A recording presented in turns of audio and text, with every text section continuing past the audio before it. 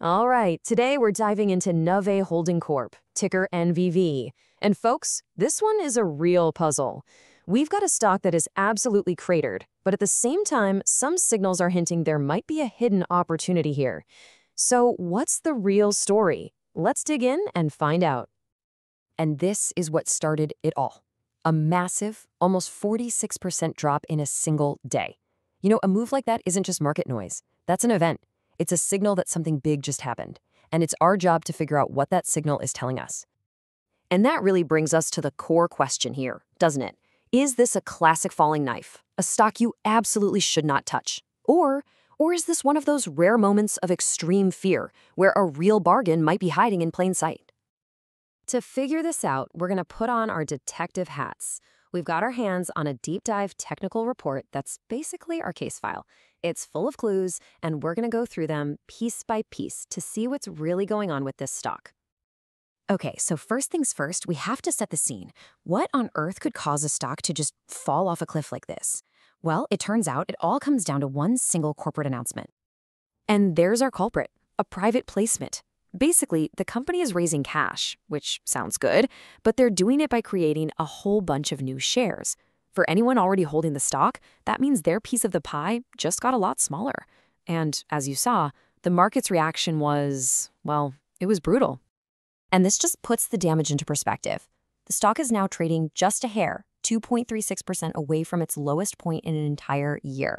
The report itself doesn't mince words. It calls this extreme weakness. That tells you everything you need to know about how bad the situation looks on the surface.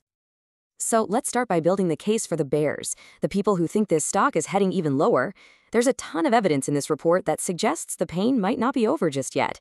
Let's follow those clues that are screaming danger ahead. Now this is really interesting. Think of these moving averages as ceilings that the stock price has to break through to recover. The 50-day is close, but look at the 100 and 200-day averages. They're way up at $1 and even over $3.50. That is a massive wall of resistance overhead, which means any attempt to rally is going to face a serious uphill battle. Okay, now this number, 93.21, is the money flow index, and this is where things get a little weird. The report calls this severely overbought. And you might be thinking, how can a stock that just crashed be overbought? Well, it means the selling pressure was so intense and happened so fast that the move might be exhausted in the short term. It's like a warning sign that the downward momentum could be running out of steam. And the bad news just keeps piling up here. The report points to other indicators that are flashing red, showing what it calls distribution pressure. In plain English, that means that even with all the frantic trading, it looks like more people were selling into the panic rather than buying the dip. Not a great sign. All right, so the picture looks pretty bleak. I get it. But, in any good investigation, you have to look for the evidence that just doesn't fit.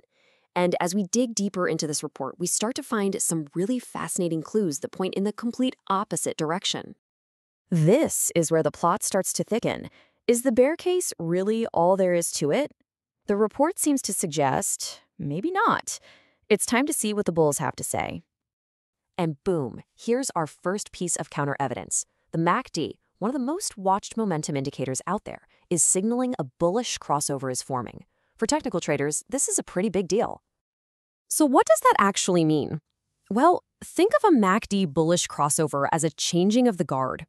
It's a technical sign that the downward bearish momentum is running out of gas, and upward bullish momentum is starting to take the wheel. It's one of the earliest potential signs that the tide could be turning. And it doesn't stop with the MACD. The report uncovers a whole cluster of bullish signals all happening at once. Stochastics are climbing up from rock bottom levels. The CCI indicator is straight up flashing a buy signal. And the Arun indicator is at a perfect 100, which points to a very recent and very strong shift to upward momentum. Suddenly, we've got a real conflict on our hands. So now we're looking at two totally different narratives. The bears have a strong case with the dilution problem and that nasty long-term downtrend. But the bulls have this powerful cluster of short-term signals screaming that a bounce is coming. So let's put them side by side and weigh the evidence. This slide just lays out the whole battle perfectly. On the left, you've got the big, scary, fundamental problem, dilution, and the heavy weight of that downtrend. But then on the right, You have this potent cocktail of indicators suggesting the stock is deeply oversold and ready for a rebound. The big question is, which one of these forces is going to win out? So how does this translate into what might happen next? Well, the report gives us a clear roadmap with 3 potential scenarios. If the bulls are going to take charge, we need to see a huge surge in volume, over 100 million shares. If the bears win, that volume will probably just dry up. And if neither side can get the upper hand, the stock could just get stuck bouncing around. It tells you exactly what to watch for. All right, so after weighing all of this conflicting evidence, the good, the bad, and the ugly, where does the report actually land? We've followed all the clues, we've heard both sides of the story. It's time for the final verdict. And the final technical score comes in at 58.33 out of 100. Now, that's not exactly a ringing endorsement, is it? But it is notably above 50. This suggests that despite all the very real bearish problems, those short-term bullish signals are just strong enough to tip the scales, ever so slightly. And here it is, the final recommendation, a speculative buy on extreme weakness. Let's break that down.